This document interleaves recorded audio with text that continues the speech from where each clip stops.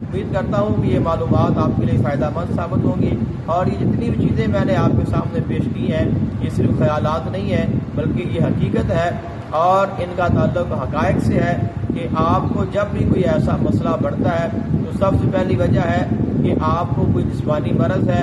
دوسرا وجہ ہے وہ یہ ہے کہ آپ کو بلڈ پریشر کا یا آپ کے بلڈ میں کوئی سیلز کا مسئلہ ہے، اور تیسرا آپشن پھر یہ رہ جاتا ہے کہ آپ پر یا جادو ہے یا سایہ ہے یا آپ پر جو ہے شیطانی اثرات ہیں، شیطان آپ کو تنگ کر رہا ہے یا جنات آپ کو تنگ کر رہے ہیں۔ تو ان تمام چیزوں میں سب سے پہلا جو ہے وہ جسمانی علاج کریں، اس کے بعد آپ خود سے جو بلڈ پریشر کا یا روحانی علاج کریں۔ اگر پھر آپ خود سے ٹھیک نہیں ہو رہے ہیں تو پھر آپ کسی روحانی عامل سے اس کا علاج کرائیں، اور اس کے بعد پھر ہمیشہ حفاظت کے اعمال کرتے رہیں، تو انشاءاللہ آپ ہر قسم کی خطرے پریشانی اور خصوصاً اس مرض سے آپ شفایاب اور محفوظ رہیں گے۔